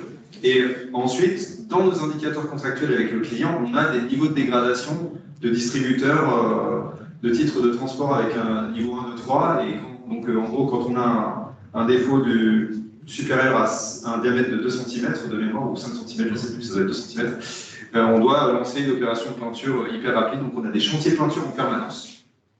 Et donc, je m'adresse aussi aux différents intervenants. Alors, moi, je vois un peu plus loin. Je me dis qu'on peut trouver une solution qui permettrait la protection du plastron rouge, la zone rouge, en ayant soit un film, soit une protection, un produit un peu technique qui éviterait de rayer en permanence la peinture et nous éviterait de repeindre en permanence les DTT. Donc aujourd'hui, ça a un coût de maintenance. Les gens ont pris l'habitude. Alors là, ça fait 4 mois que je suis arrivé, on avait, avec l'ancienne direction et le client, on avait lancé juste un échantillon des plaques métalliques. Là, j'ai demandé on a eu l'accord du client, on l'a mis sur tous les DTT de la ligne 1. Donc on va pouvoir comparer. On est en train de lancer aussi notre chantier peinture, il est en plein chantier peinture en ce moment. Donc une fois qu'on va avoir remis en peinture les plastrons rouges et même les cadres, enfin le cadre gris des DTT, on va voir avec la plaque métallique, on va voir si ça a un effet entre la ligne 1 et la ligne 2. Ensuite, dans un avenir, un peu plutôt 2022, s'il y a des sociétés qui offrent des films de protection, que ça soit, je ne sais pas, en polycarbonate, en polyuréthane, quelque chose qui peut... Il faut faire attention, ou n'importe quel film, même des films colorés. Je pense qu'on peut faire des essais sur certaines stations clés qui sont très fréquentées, qui sont très dégradées, pour nous éviter de reprendre en permanence ces DTT-là. Ensuite, sur le mobilier urbain, on commence aussi à avoir des effets de corrosion sur toutes les stations. C'est très léger, mais notre client est très, très pointilleux, donc on commence à avoir des petits effets de corrosion. Et c'est pareil, établir des contacts pour des sociétés qui font du traitement chimique pour démonter des panneaux et de les remettre en peinture, c'est aussi quelque chose qui peut nous intéresser dans un avenir, pareil, 2022-2023, pour éviter de faire des touches peinture ou des petites choses. Donc voilà, tout ce qui est traitement métallique, ça peut être chimique, et de remise en peinture, c'est aussi quelque chose qui nous intéresse sur le mobilier de station. Donc, je rappelle, sur T1, on a 37 stations en voie double, donc il y a quand même 74, on va dire, quais à prendre en compte sur le mobilier urbain, et notre client est très pointilleux et très exigeant. C'est un bon client, mais il regarde énormément ce type de défauts. Ensuite, on a un autre sujet, et ça amène à 2 sujets. Donc aujourd'hui, je vous ai pris un sujet spécifique, ce sont les daviers. Donc, aujourd'hui, alors, à chaque carrefour, on a à peu près 70 carrefours sur la ligne T1 et 50 carrefours sur la ligne T2. En fait, nous avons des damiers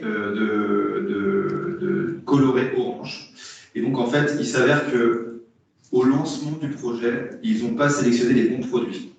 Donc, en fait, on a quelque chose, ils ont mis des sortes de peintures qui ne tiennent pas dans le temps. Donc, ça n'a aucun effet.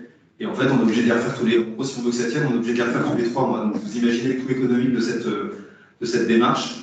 Et donc, aujourd'hui, on a travaillé, on a cherché avec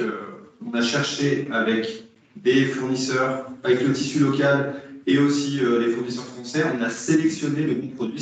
Ça vient de chez Auré Peinture. C'est des gens qui sont qualifiés et spécialistes dans tout ce qui est revêtement de sol.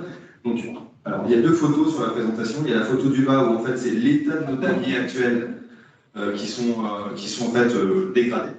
Et en fait, on a trouvé le bon produit qui est un enduit à froid bicomposant qui se pose à la spatule, donc avec une petite épaisseur, comme vous voyez sur la photo du dessus. C'est un peu les marquages qui sont faits au sol de façon manuelle. Maintenant, ce qu'on recherche, alors je ne sais pas s'il y a des sociétés qui font ça, mais on cherche des applicateurs, des spécialistes routiers qui travaillent au Maroc pour l'application de ces enduits. Disons qu'on a sélectionné le produit, maintenant on cherche les applicateurs, et je vous le redis, il y a 120 carrefours à faire sur T1 et sur T2, donc c'est aussi quelque chose qu'on va lancer si ça peut intéresser des personnes spécialisées dans l'application de ces produits. Ça nous intéresse, à savoir que les contraintes que nous allons avoir, c'est qu'il faudra travailler de 23h à 4h du matin. Il faut qu'on a sélectionné, il sèche très rapidement, mais il faudra l'appliquer en une nuit. Et alors, ça dépend des zones, des carrefours. Il y a des très grands carrefours, donc ça peut être fait en plusieurs fois. Mais on cherche une entreprise qui est capable de faire ça. Donc, je vous ai juste mis, pour ceux qui ont la même problématique, je ne sais pas si à Radrez ont la même problématique et si le traitement des carrefours est dans leur périmètre, mais aujourd'hui, je peux vous donner. Enfin, le produit qu'on va sélectionner fonctionnera à Casablanca. C'est un produit qui tient pour entre 5 et 7 ans, qui résiste bien à la chaleur, qui résiste bien à l'humidité, qui résiste. Enfin voilà, on a cherché les produits. On a le bon produit. Maintenant, on cherche juste les applicateurs. Je vais insister sur quelque chose, c'est qu'aujourd'hui, et je le redis, je passe un message, s'il y a des entreprises qui font de la voirie, des petits travaux de voirie, ça nous intéresse. Pareil, encore une fois, à Casablanca, je ne sais pas Rabat, mais à Casablanca, le nombre d'accidents qu'on a sur le matériel de station, le mobilier station, est extraordinaire. Des potelets cassés, des barrières accidentées, des poteaux de signalisation arrachés, c'est notre quotidien. En gros, c'est pareil, c'est 1 ou 2 par jour en permanence. Donc, je ne vais pas vous montrer des photos parce que c'est voilà. Mais en gros, on remplace en permanence du mobilier. Et ce qu'on recherche à mettre en place, parce que c'est pareil, à chaque fois qu'il y a un potelet cassé, c'est un code enquête, un code accident, une demande d'achat, un processus achat, une consultation. C'est assez lourd pour nous. Ce qu'on cherche à mettre en place, c'est un contrat cadre avec une entreprise un peu spécialisée, maçonnerie, voirie, dans le tissu local marocain. Il y a pas, là, on n'est pas dans un niveau d'exigence très super complexe, mais il y a quelque chose, c'est des contrats cadres qu'on va mettre en place pour une durée d'1 an qui sont reconductibles tous les ans. Et on est un peu comme dans la situation de Transdev. Aujourd'hui, Casa Transport, on est à Casablanca jusqu'en 2029. Donc ça laisse une perspective de 2021 à 2029 pour travailler avec nous. Voilà. Ensuite, sur peut-être le sujet qui est le plus important, enfin le plus important côté sécurité ferroviaire pour nous, c'est qu'on commence à avoir des usures de fil d'oreille. Donc j'ai juste mis, en 2021, on a lancé un cahier des charges et c'est encore ouvert. On n'a pas encore sélectionné notre fournisseur, mais on recherche une entreprise qui est capable de faire de la prestation de préparation de rails de tramway, donc rails de gorge. Donc on a déjà consulté Voslo Cogifère, OTF Luxembourg, Realtech, mais s'il y a d'autres entreprises qui font de la réparation sur des arrachements de métal, sur de la fatigue de rail, sur des réparations. Il faut savoir qu'on a, on a un chantier à faire de rénovation de rail sur la ligne. Donc j'ai mis juste les points qui sont où on a. Enfin, alors là, vous n'avez pas les deux lignes de tramway parce que dans notre périmètre de maintenance, on a la ligne T1 plus l'extension jusqu'à El Diab. Donc en gros, sur à peu près 30 km de voie, on a référencé, enfin, nos équipes de maintenance ont référencé des défauts qu'on suit quotidiennement. Et aujourd'hui, on a lancé avec les différents types de défauts, et aujourd'hui, on a défini, caractérisé nos défauts, on a lancé notre cahier des charges, notre consultation, mais s'il y a des entreprises qui sont encore à même de pouvoir réaliser cette prestation, elles sont bienvenues pour répondre à cet appel d'offres. Et en gros, c'est un chantier qu'on met en place à peu près une fois par an. Voilà. Ce que je voulais rajouter, c'est que en termes de... sur l'usure de rail, je le redis, ça nous intéresse vraiment. Un chariot de mesure pour aller plus vite sur on peut dire la digitalisation des défauts et aussi une mesure précise des défauts, ça nous intéresse vraiment. Et ensuite, je pense qu'aussi, j'ai bien aimé la présentation de l'ONCF parce que vous avez beaucoup d'engins. Et nous, on a aussi des engins, on a un camion bimodal, on a 2 rail routes qui nous servent énormément, mais il y a peut-être des synergies ou des échanges à faire avec l'ONCF pour peut-être des besoins particuliers. On ne peut pas se permettre pour le tramway de Casablanca de s'acheter une grue, par exemple, mais on peut avoir peut-être des synergies avec l'ONCF. Voilà. Donc j'ai terminé ma présentation. Donc je le redis. Ah oui, juste un dernier point, pardon, j'ai pas terminé, c'était juste un dernier point, mais qui est suivi. On a aussi sur la ligne T1, sur tout ce qui est système de caméras fixes et mobiles, on a de l'obsolescence. Donc en fait, on est on n'est pas, enfin, on est avec une technologie qui date de 2011. Aujourd'hui, on a prévu de remplacer avec le client toutes les caméras de la ligne T1, sauf que ça sera intégré dans les marchés, parce que c'est de l'investissement quand même assez lourd, mais s'il y a des entreprises qui font ça, pour le marché T3, T4, le client va passer un appel d'offres pour remplacer toutes les caméras fixes et mobiles de la ligne T1. En attendant, nous, on a trouvé, je parle d'obsolescence parce que en attendant, on a trouvé des modèles de caméras équivalents qui vont nous permettre on a quelques caméras en panne, mais on est en train de trouver les modèles. Et c'était juste pour montrer que voilà, on peut trouver quand même des modèles équivalents qui ne sont pas exactement les mêmes, mais qui font les mêmes caractéristiques et les mêmes performances. Alors ce qu'on trouve maintenant, c'est qu'en 2021, vous allez trouver des modèles de caméras qui sont plus performants que ceux de 2011. Donc après, il faut vérifier si la résolution d'image, elle ne sature pas votre système. Enfin voilà. Donc, ce que je voulais juste simplement dire, c'est que on a certains sujets sur les infras et sur les systèmes avec un peu d'obsolescence. On a pas mal de matériel électronique et du coup, c'est pareil. S'il y a des sociétés qui proposent des solutions palliatives contre l'obsolescence, on est aussi preneur. Voilà. Mais sinon, sur la partie énergie et partie lac, pour le moment, on n'a pas vraiment besoin. Voilà. Je vous remercie. J'ai terminé. Monsieur Sand, merci beaucoup. On va passer la parole maintenant à Monsieur Elagi pour la partie Transdev, pour les besoins sur la partie infrastructure. Super. Très pertinent. Merci.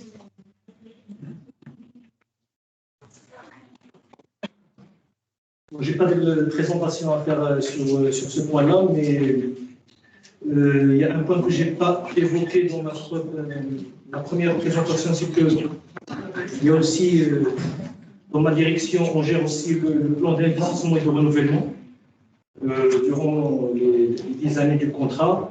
Malheureusement, à ce stade-là, on ne peut pas se prononcer par rapport au plan d'investissement de renouvellement. On sait très bien, avec la pandémie, avec tout ce qui se passe, le transport a eu quand même un impact significatif du point de vue financier. Donc, on a une réflexion par rapport plan investissement et renouvellement. On est en train de voir, valider les priorités. Ce que je peux dire, il y a des projets qu'on va lancer, sûrement.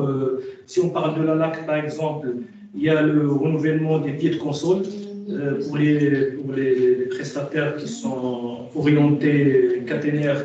Donc, les pieds de console qu'on a, c'est des pieds de console type Malico qui ne résistent pas au brouillard salin et à l'environnement humide qu'on a. Donc, on a des problèmes de passage électrique. Et du coup, on a opté pour le changement d'une bonne partie du réseau par les pieds de console qui sont connus, les pieds de console verts. Et concernant la voie, on est autonome par rapport à tout ce qui est rechargement, tout ce qui est traitement. Là, on a une équipe spécialisée qui traite la voie au fur et à mesure. On a un projet ambitieux pour le meulage, donc on veut bien internaliser cette opération. C'est une opération, effectivement, c'est un investissement coûteux, mais l'ambition est là. On a eu la validation de l'autorité organisatrice pour lancer ce projet. Comme j'ai dit toujours, on est toujours dans l'internalisation et capitalisation des connaissances. Effectivement, comme disait M. Julien, on a souvent des problèmes au niveau de vandalisme, au niveau des stations, mais on a une équipe dédiée pour tout ce qui est peinture, traitement de corrosion et aussi accidents et vandalisme qui sont mis en place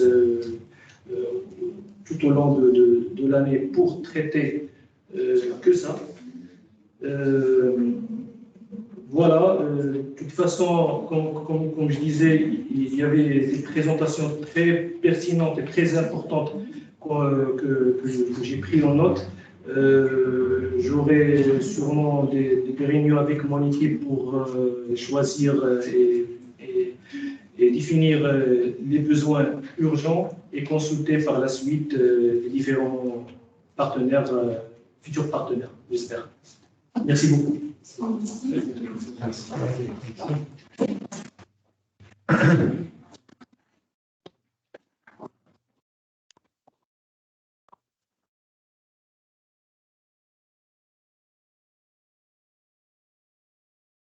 Je suis Afra Samid et je suis en charge de la filière industrie infrastructure à la Chambre de commerce. Donc, Monsieur Cross, malheureusement, a une petite imprévue et malheureusement, il nous a quittés. Et c'est moi qui vais prendre le relais pour la lecture des questions. Donc, on commence par la première question pour l'ONCF, pour Monsieur Loredi. Donc, avez-vous une politique de rénovation des feux passagers, de passage à niveau, changement de technologie incandescente, LED, politique de suppression des feux, pardon. Est-ce que vous avez une politique de rénovation des feux actuellement? Ou bien des projets de rénovation des feux? Donc, ça s'inscrit donc dans une logique soit de la maintenance, soit de la réhabilitation, mais il n'y a pas spécifiquement le feu. Donc, on parle système, on parle l'ensemble. Donc, tous les éléments du passage à niveau ou bien l'utilisation, hein, mais spécialement une politique spécialement pour les feux par système. D'accord, super. J'ai une autre question. Pour la mise en NS1, d'écart correspondant à la modernisation des enclenchements, y a-t-il une volonté de déployer de nouveaux systèmes d'enclenchement numérique léger? Tout à fait. Donc, ça dépend de la zone. Effectivement, il y a des zones qui sont un petit peu trop trafiquées et pour lesquelles les circulations nécessitent quand même des systèmes beaucoup plus évolués, mais quand même une bonne partie, il est encore, je dirais, disposé à recevoir quelque chose d'intermédiaire par rapport à SNL que un système beaucoup plus développé dont l'investissement, effectivement, il est trop lourd. Donc, autant de choisir quelque chose d'intermédiaire entre les deux. D'accord. J'ai une troisième destinée par rapport au feu également. Est-ce que les PN sont déjà équipés des signaux LED? Ils sont effectivement équipés de signaux LED. Super. La quatrième question concerne les trois entités. Quels sont les besoins en termes de matériel de contrôle de mesure pour la voie et le fil contact? La société qui a posé la question a du matériel sans consignation pour l'inspection de la caténaire et sans mesure avec la production de rapports numériques incluant photos et mesures incrustées. Je vais répondre pour RATP Casablanca. Donc, c'est exactement ce que je disais en termes de mesures pour la ligne aérienne de contact. Aujourd'hui, on fait des opérations visuelles en déplaçant avec notre camion bimodal. On fait de la consignation. Donc, en fait, si on a un outil qui ne permet pas de consigner et qui a juste une perche manuelle qui permet de prendre tous les défauts de la LAC, c'est quelque chose qui est hyper intéressant pour nous. Donc ça, je réponds oui. Et ensuite, pour les chariots de mesure, c'est la même chose. En fait, on fait imaginons qu'on a 22 km de voie, on part chacun de notre côté et on va vérifier le rail visuellement sur tous les défauts. Donc ça prend énormément de temps de le faire à pied. 22 km à pied, c'est assez long. Donc c'est pareil. Et en même temps, on arrive à caractériser les défauts, il n'y a pas de problème. Et si on avait un chariot de meulage qui pouvait être poussé ou tracté à faible vitesse, c'est quelque chose qui a un gain de temps mais extraordinaire, quoi. Donc c'est pareil, c'est hyper intéressant pour nous. Et ça s'inscrit dans la démarche de la direction d'optimiser, de diminuer les temps perdus et d'optimiser le temps pour faire d'autres activités plus spécifiques. Donc, oui, ça nous intéresse. Enfin, moi, ça nous intéresse. Excellent. Pour vous, monsieur Gilles? Pour répondre à la question. Quels sont les besoins en matériel roulant, matériel de contrôle et de mesure pour le fil et la voie? Et parce que la société dispose de matériel sans consignation pour l'inspection de la caténaire et sans mesure avec la production de rapports numériques incluant photos et mesures incrustées. Pour le cas de l'ONSF, effectivement, nous sommes vraiment équipés par rapport à ça. Donc, on a des engins qui contrôlent la géométrie précise sans contact de la voie et qui font même la vidéo de la voie pour contrôler a posteriori la présence des attaches et tout ça. Et en même temps, il fait la mesure de la géométrie de la caténaire et en même temps l'épaisseur de la caténaire. Mais cette question d'épaisseur est vraiment, on la prend un petit peu entre parenthèses, ce qui n'est pas efficace. Jusqu'à présent, l'épaisseur, il se fait, je dirais, manuellement avec des équipes qui font les tournées par drésine directement selon un référentiel bien défini. Effectivement, il serait quand même intéressant de se doter justement d'un moyen un petit peu automatique de mesure d'épaisseur de la caténaire. Nous sommes vraiment preneurs de cette partie. Pour moi, je me permets de faire deux réponses. Si je prends la casquette mainteneur, oui, c'est vraiment un outil, c'est vraiment des outils qui nous permettent de s'améliorer, d'améliorer notre travail et surtout optimiser nos ressources. Après, c'est toujours, et je parle surtout, notre politique, c'est toujours chercher le retour sur investissement. Donc là, si je prends ce point-là, effectivement, on a fait des études, on a fait des consultations, mais on ne se retrouve pas avec... maintenant, on a bien sûr une perspective à peu près de 9 ans, mais on ne se retrouve pas avec un retour d'investissement par rapport à nos ressources actuelles. Donc c'est surtout ce point-là. Par contre, on va bien sûr consulter le prestataire qui a fait cette présentation pour voir effectivement parce que cette étude date de 2-3 années, pour revoir ce sujet et voir effectivement si on se retrouve avec un retour d'investissement intéressant qu'on peut défendre bien sûr cet investissement. D'accord. Donc, j'ajouterais encore notre engin qui fait la mesure de la géométrie, qui fait également le profil et l'état de surface de la voie, et du coup, le programme de moulage à mettre, à programmer et à planifier pour justement améliorer le confort et le compact drive. Parfait, excellent. Vous avez quelque chose à ajouter? Non, très bien, c'est parfait. Je passe à la dernière question qui concerne plutôt les batteries de signalisation qui est destinée à l'ONCF. Donc actuellement, la maintenance des télécoms est réalisée en interne. Est-ce que c'est le cas aussi pour la maintenance des batteries de signalisation? Effectivement, donc la maintenance et le suivi justement de la qualité des batteries et les suivis en interne. C'est un suivi quand même référencé et avec des pas bien définis, avec des mesures. Et une fois que la tension de ces batteries donne des signes de faiblesse, on les remplace. Donc, ça, c'est quelque chose de classique et normal par rapport à ça. Super, très bien. J'ai juste une dernière remarque de la part du cluster Totem qui se propose à tous les intervenants justement de faire des recherches et solliciter plus de 200 entreprises pour répondre à toutes les problématiques qui ont été citées bien sûr pendant cette matinée. Donc merci beaucoup. Merci pour votre intervention, merci pour tout. Je laisse tout de même, je cède la parole à Faiza, qui est la pilote TFE, pour un dernier mot de clôture.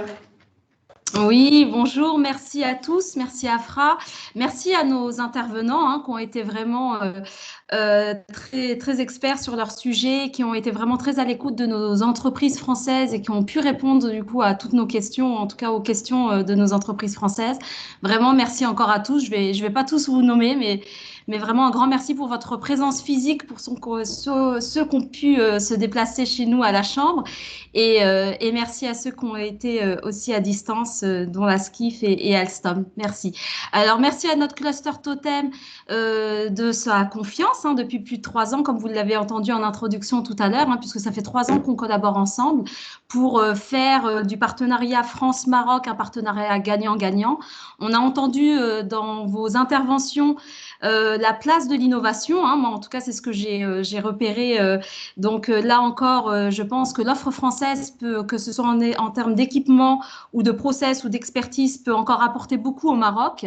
Et vice-versa, le Maroc est en train d'intégrer localement son industrie et est en train de développer pas mal de sujets sur le ferroviaire.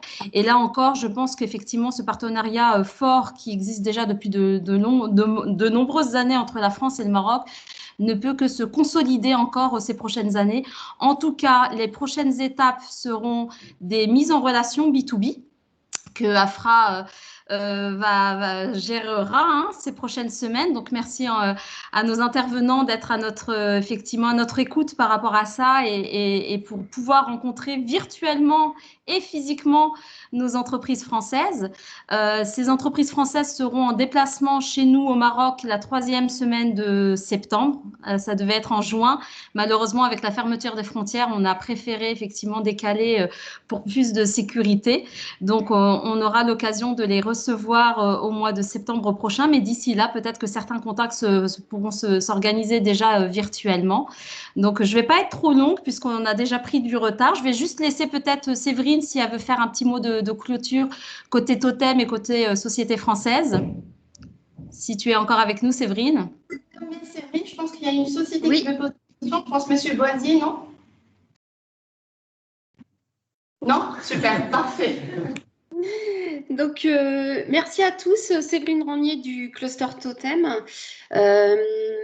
Nous serons vraiment heureux de venir en septembre faire connaissance. De notre côté, on va affiner les propositions des entreprises au vu de ce que vous avez expliqué pour vous les transmettre de manière plus précise. Et puis, on se dit en septembre alors. Merci, oui, en septembre, Inch'Allah, comme on dit chez nous. Et puis, merci à tous les participants d'avoir été présents, d'avoir fait confiance à la Chambre pour ce webinaire et ces rencontres. Et merci encore à tous. Voilà, merci. Merci, au revoir. Merci à vous. Au revoir. Merci, au revoir.